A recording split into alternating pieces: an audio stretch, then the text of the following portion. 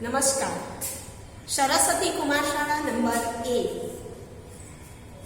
માંથી હું શર્મિષ્ઠા ચાવડા સામાજિક વિજ્ઞાનમાં ધોરણ 8 માં આપણે પાઠ 9 ઈસવીસન 1857 નો સ્વાતંત્ર્ય સંગ્રામ આજે આપણે શીખવાના છીએ. તેની પૂર્વ ભૂમિકાની વાત કરીએ તો આ પહેલા આપણે પ્રકરણ 1 માં ભારતમાં યુરોપીય પ્રજાનું આગમન એ શીખ્યા.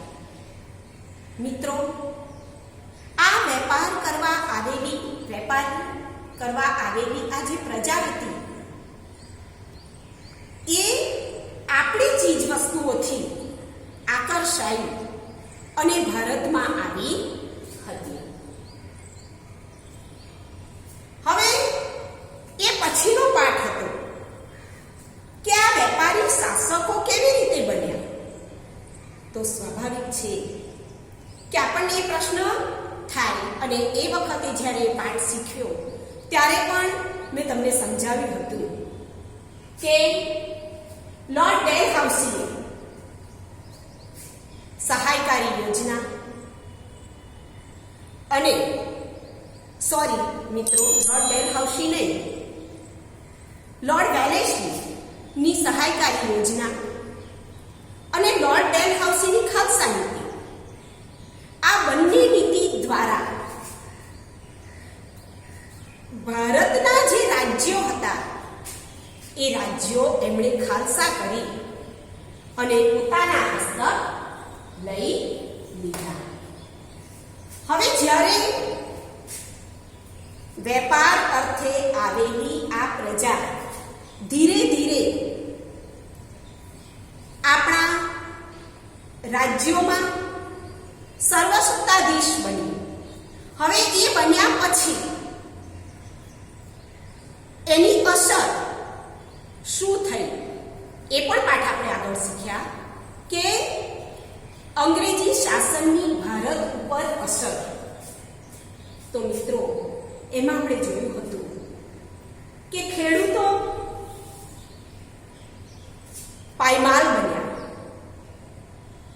જમીનદારો જમીન વિહોણા બન્યા, આપણા ઉદ્યોગ ધંધા વેપાર વાણિજ્ય પડી ભાગ્યા, કારીગરો બેકાર બન્યા, શાસકો નિરાશ થયા, સૈનિકો સાથે અન્યાય થતા તેમને પણ દુઃખ થયું. આમ અંગ્રેજી શાસનની સમાજના દરેક વર્ગ ઉપર માઠી અસર આપણે જોઈ. ત્યારે આપણા ભારતના લોકોમાં રાષ્ટ્રવાદ જન્મ્યો, અને આ રાષ્ટ્રવાદ એટલે જ 1857 નો સ્વાતંત્ર્ય સંગ્રામ. રાષ્ટ્રવાદ જાગતા આ વિપ્લવની ભાવના દરેકમાં જાગી. હવે 1857 ના સ્વાતંત્ર્ય સંગ્રામના ઉદ્ભવના કારણો છે. મિત્રો, કેટલાક કારણો મેં નીચે લખેલા છે, આપણે વિગતવાર તેની માહિતી મેળવીએ. પ્રથમ કારણ છે સામાજિક અને ધાર્મિક. તો કંપની સરકારે જે 1857 માં જે કંપની સરકારે એ સમયે જે સુધારણાની નીતિ અપનાવી હતી, આપણા દેશમાં ઘણા બધા સુધારા કર્યા હતા. એ સુધારણાની નીતિથી આપણા સમાજના લોકોને ભય લાગવા લાગ્યો, અને એ જે ભય કયો હતો, તો એવું એ લોકોના મનમાં થયું કે અંગ્રેજ સરકાર આપણને જબરજસ્તી ખ્રિસ્તી ધર્મ અપનાવવાની વાત કરી રહ્યો છે, અંગીકાર કરાવવાની વાત કરી રહ્યો છે અને એના લીધે ભારતના ધર્મ અને સંસ્કૃતિનો નાશ થઈ રહ્યો છે એવો એક ભય આપણા લોકોમાં જન્મ્યો. સાથે સાથે રેલવેમાં, લશ્કરમાં, જેલોમાં આપણી સાથે ખૂબ અન્યાય થતો.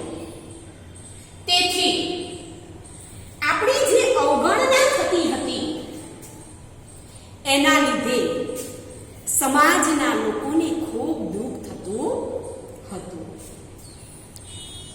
જે સુધારણાની નીતિ અપનાવી હતી એનાથી જે રૂઢિચુસ્ત લોકો હતા, સમાજમાં એવા લોકો પણ હતા જેને આપણે જૂની પરંપરાને વળગી રહેનારા એટલે કે રૂઢિચુસ્ત લોકો કહીએ, એ લોકોને પણ અસંતોષ થયો.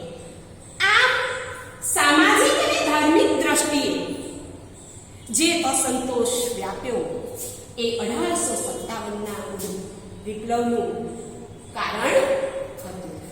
બીજો મુદ્દો હતો આર્થિક કારણ. તો આર્થિક કારણ શું હતા? તો અંગ્રેજોની એક જ નીતિ હતી કે ભારતના ભોગે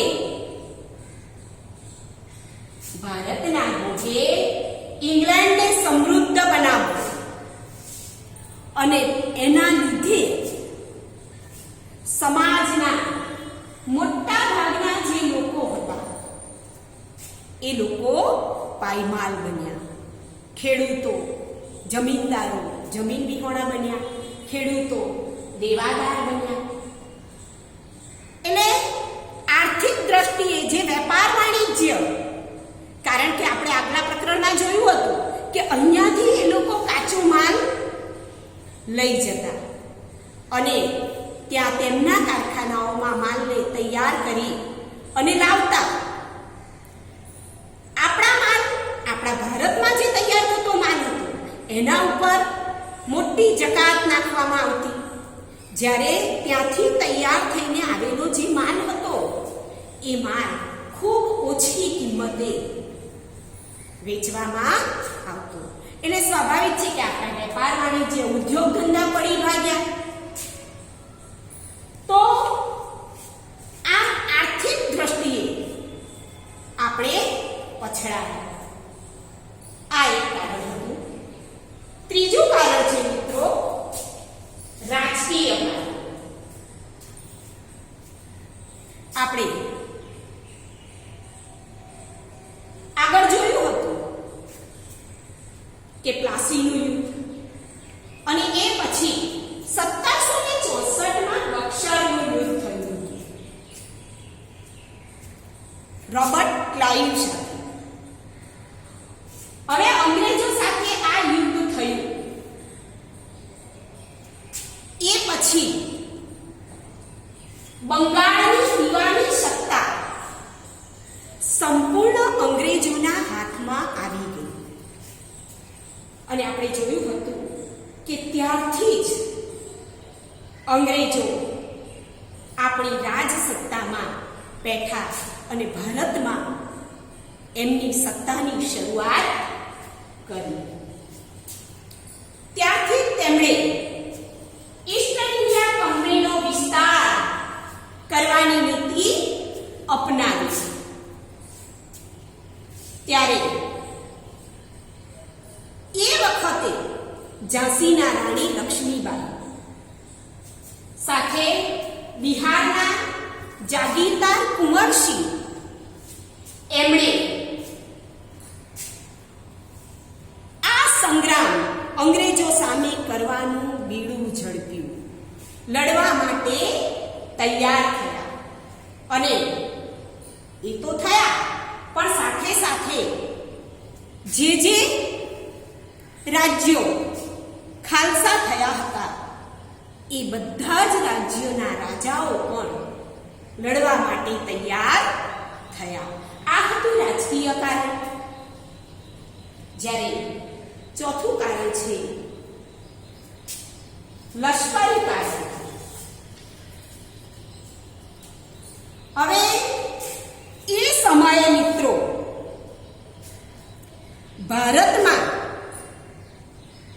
બ્રિટિશ સૈનિકોની સંખ્યા આપણા સૈનિકોના લેવલે ખૂબ ઓછી હતી. એમને એ અન્યાય થતો કે તેમની સાથે વર્તન સારું ન થતું. બીજું કે એ જે સૈનિકોનું પ્રમાણ હતું એ 6:1 નું હતું. હવે જ્યારે આપણા સૈનિકો વધારે હતા, એમના સૈનિકો ઓછા હતા, છતાં પણ આપણા સૈનિકોને માત્ર માસિક એટલે કે મહિને માત્ર ને માત્ર 7 રૂપિયા પગાર આપવામાં આવતો, જ્યારે એમના સૈનિકને 150 એટલે કે 150 રૂપિયા પગાર આપવામાં આવતો હતો. હવે એના લીધે સ્વાભાવિક છે કે આ અન્યાયથી સૈનિકોના હૃદયમાં પણ દુઃખ થાય. બીજો એક પ્રશ્ન શું હતો? તો એ સમયે આપણી પ્રણાલી અનુસાર આપણા ધર્મ પ્રમાણે દરિયો ઓળંગવો એ પાપ ગણાતું. આજે તો મિત્રો વિદેશ જવું એ આપણા ઘણા બધા લોકો અહોભાગ્ય સમજે છે. ખરેખર આ વસ્તુ ખૂબ ખોટી છે. આપણે આપણા ભારતમાં રહી અને ભારતને સમૃદ્ધ બનાવવાનું છે, ભારત માટે કામ કરવાનું છે. આપણું જે કંઈ એજ્યુકેશન છે એ ભારતને આપવાનું છે, આપણા દેશને આપવાનું છે. અને એટલે જ કદાચ એ સમયે એવી પ્રણાલી હશે કે દરિયો ઓળંગવો એ પાપ છે. હવે અહીંયા શું થયું? તો અંગ્રેજોએ પોતાના આગવા યુદ્ધો માટે આપણા સૈનિકોને દરિયો પાર કરાવતા અને એના લીધે આપણા સૈનિકોને ખૂબ દુઃખ થતું. હવે જ્યારે આપણી પ્રણાલીમાં જો આ વસ્તુ નથી તો સ્વાભાવિક છે કે આ જે સૈનિકો હતા એ જે દરિયો પાર કરે છે એમને સમાજ બહાર મૂકવામાં આવતા હતા. એટલે એ લોકો સમાજથી પણ અળગા થઈ જતા. સાથે સાથે એ સૈનિકોને એમ લાગ્યું, કારણ કે દરિયો પાર ન કરવો એ ધર્મ સાથે સંકળાયેલું હતું, એટલે આ સૈનિકોને એવું લાગ્યું કે અમારો જે ધર્મ છે એ ધર્મ આ અંગ્રેજોના લીધે ભયમાં મુકાય છે. તેથી જે લશ્કરના યુવાનો હતા એ યુવાનોને પણ ઘણું જ દુઃખ થયું. ત્યારબાદ આગળનું કારણ છે મિત્રો એ છે તાત્કાલિક. હવે આ તાત્કાલિક કારણ એવું તો શું બન્યું? તો જે આ પરદેશી શાસન હતું એના લીધે આ બધી જે પદ્ધતિઓથી આપણને દુઃખ થતું હતું એના લીધે લોકોમાં ક્રમશઃ એટલે કે ધીરે ધીરે અંગ્રેજો માટે રોષ વધતો ગયો. હવે એ સમય ઈસવીસન 1857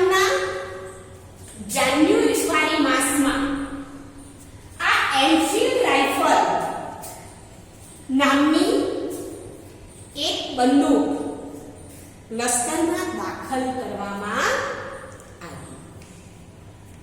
ત્યારે સાથે સાથે આ જ્યારે રાઇફલ દાખલ કરી ત્યારે સાથે સાથે એક વાત સૈનિકોમાં વહેતી થઈ કે એ રાઇફલમાં જે કારતૂસો વપરાતા હતા એ કારતૂસો ગાય અને ડુક્કરની ચરબીમાંથી એનું પડ બનાવવામાં આવતું હતું, જેને મોઢાથી તોડવાનું રહેતું હતું. હવે સ્વાભાવિક છે કે ગાય એ હિન્દુઓ માટે પવિત્ર છે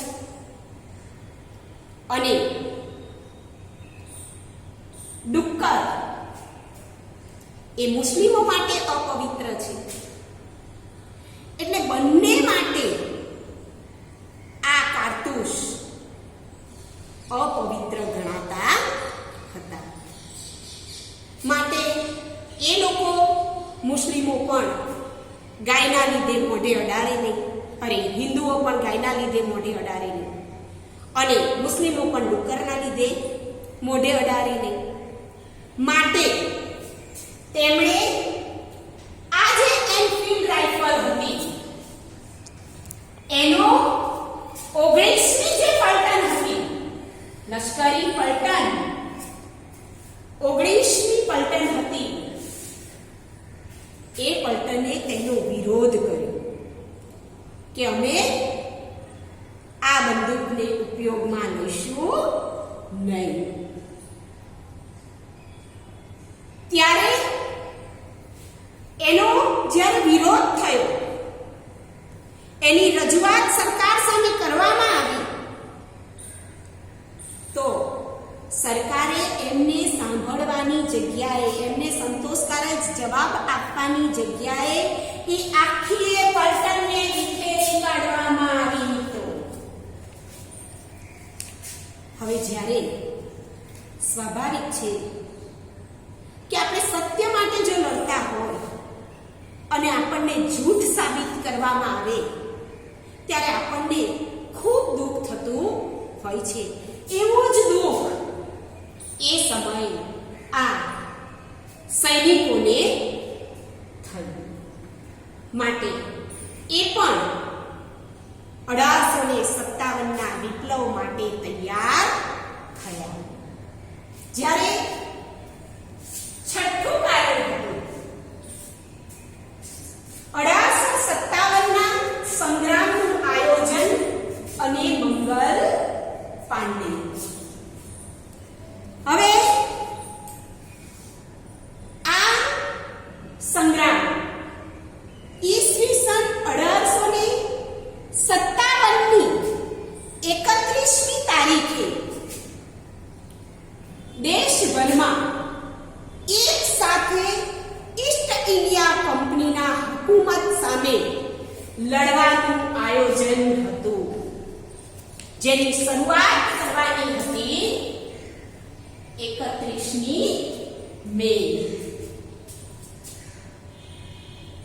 જેમાં નાના સાહેબ પેશવા, બહાદુર શાહ જફર, કુંવરસિંહ, અવાધના નવાબ, તાત્યા તોપે, રંગો બાપુજી, અઝીમુલ્લા ખાન, આ બધા સાથે મળી અને સંગ્રામની તૈયારીઓ કરી રહ્યા હતા. સાથે સાથે જુઓ સમાજના કયા કયા લોકો, તો સમાજમાંથી મૌલવીઓ, પૂજારીઓ, ભક્તો, ખેપિયાઓ, લોકનાયકો, ઓલિયાઓ, ભજનીકો, બધા જ પોતપોતાની રીતે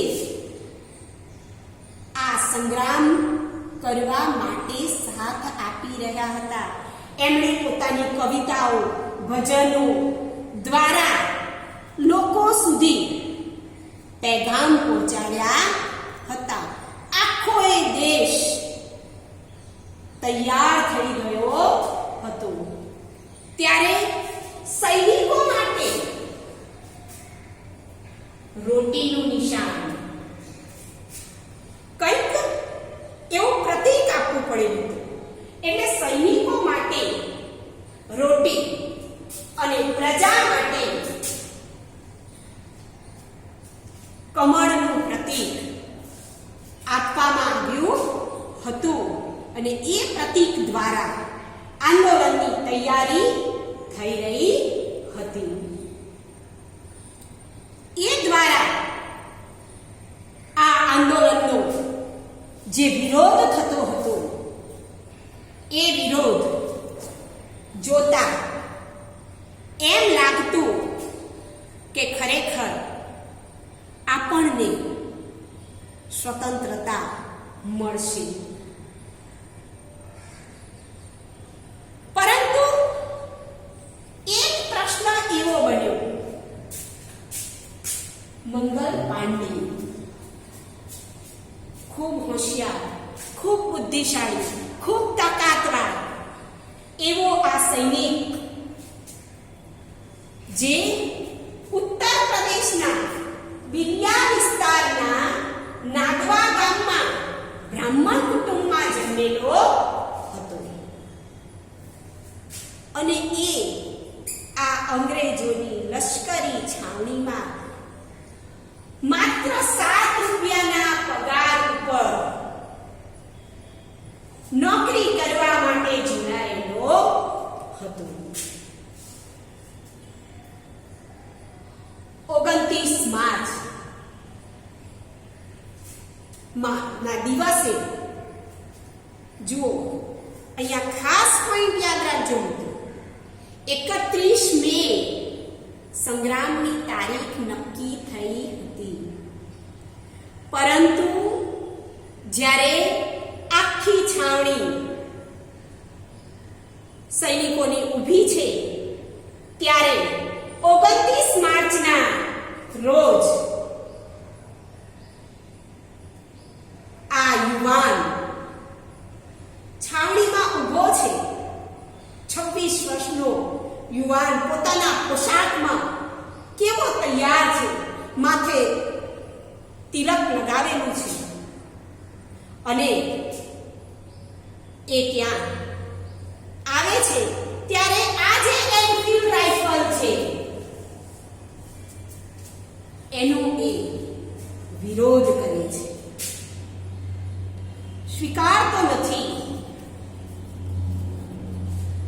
અને એ મેજર હુસેનને પડકારે છે. એના વિરોધના અનુસંધાને ત્યારે તેને મંગલ પાંડે ખૂબ ગુસ્સામાં છે. પોતાની વાત ન સ્વીકારનાર મેજર હુસેન ઉપર તરત જ પોતાના હાથમાં રહેલી બંદૂકથી એને ગોળીએ વીંધી દે છે. એ ત્યાં જ જમીનદોસ્ત થાય છે. ત્યારે બીજો અફસર દોડતો આવે છે અને જેની આસપાસ ઉભેલા સૈનિકો છે એને હુકમ કરે છે મંગલ પાંડેને પકડી લેવા માટે. પરંતુ આ હિન્દી સૈનિકો એની સાથે છે. પણ માત્ર એ 31મી મે સુધી રાહ જોતા હતા. એટલે મંગલ પાંડેને એ પકડતા નથી. જ્યારે એ બીજો અફસર પોતાની નિકટ આવે છે ત્યારે મંગલ પાંડે આત્મબલિદાનનો માર્ગ અપનાવે છે. આ આત્મબલિદાન એટલે મિત્રો પોતાના હાથમાં રહેલી જે બંદૂક છે એ બંદૂકનો વાર એ પોતાના ઉપર જ કરે છે. એ ખૂબ ઘાયલ થાય છે, નીચે ઢળી પડે છે, લોહીથી લથપથ છે. તાબડતોડ સૈનિકો દોડે છે અને એને હોસ્પિટલ લઈ જવામાં આવે છે. ત્યાં તેના પર સારવાર થાય છે. કેમ?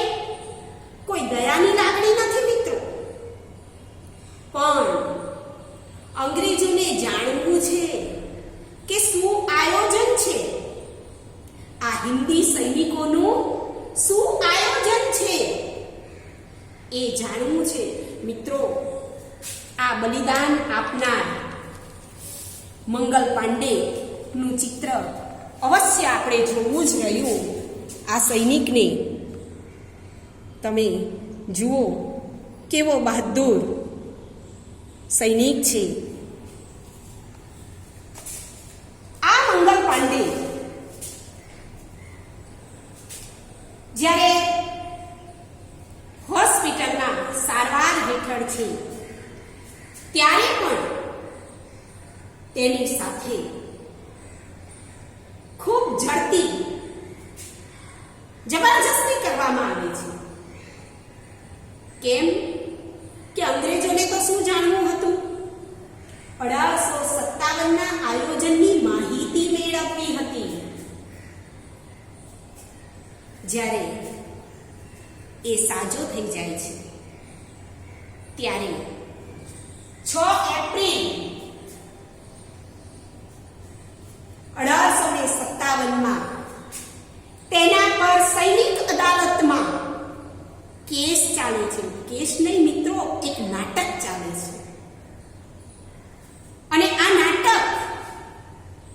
અંગ્રેજી ભાષામાં સૌથી મોટો પ્રશ્ન હતો કે આપણા હિન્દુઓ જાજુ અંગ્રેજી જાણતા ન હતા, એટલે આ અંગ્રેજી ભાષામાં એક નાટક સૈનિક અદાલતમાં ચાલુ થાય છે. અને ત્યાં અંતે એને 8 એપ્રિલે ફાંસીની સજા ફટકારવામાં આવે છે. પણ આ બહાદુર સેનાપતિ પાસેથી મિત્રો અંગ્રેજો 1857ની કોઈ પણ માહિતી કે આંદોલન અંગેની કોઈ પણ માહિતી કઢાવી શકતા નથી. એ એમની પ્રથમ હાર છે. અને આ 1857નો સ્વાતંત્ર્ય સંગ્રામનો પ્રથમ શહીદ એટલે કે મંગલ પાંડે બને છે. અહીંયા એ સમયે જે 1857ના વિપ્લવ માટેના જે રાજ્યો હતા એનો પણ એક નકશો છે.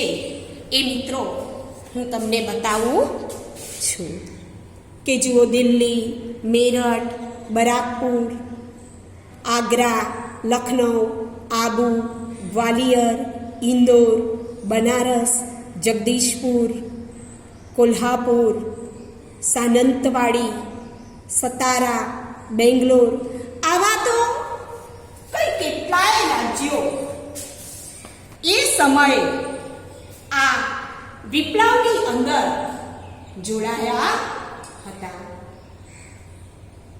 એના વિશે આપણે વિસ્તારથી માહિતી મિત્રો આગળના વિડીયોમાં જોઈશું. પરંતુ અત્યારે આપણે જે શીખ્યા છીએ એના અનુસંધાને મેં કેટલાક પ્રશ્નો અહીં મૂકેલા છે. એ પ્રશ્નો આપણે જોવાના છીએ અને એ પ્રશ્નો તમારે જવાબ સાથે તમારી નોટબુકમાં લખવાના છે. મિત્રો, પહેલો પ્રશ્ન છે, ઈસવીસન 1857ના ઉદ્ભવના કારણો જણાવો. આપણે જોયા અહીંયા કે સામાજિક અને ધાર્મિક, આર્થિક, રાજકીય, લશ્કરી, તાત્કાલિક, આમ એ કારણો તમારે જણાવવાના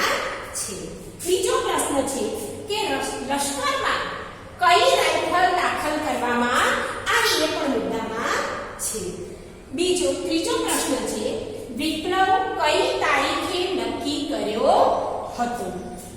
જ્યારે ચોથો પ્રશ્ન છે એનફિલ્ડ રાઇફલનો વિરોધ કેમ થયો? પાંચમો પ્રશ્ન છે 1857 નો પ્રથમ શહીદ કોણ બન્યો? આ પ્રશ્નોના જવાબ ખૂબ વિસ્તાર સાથે તમે તમારી નોટબુકમાં લખજો.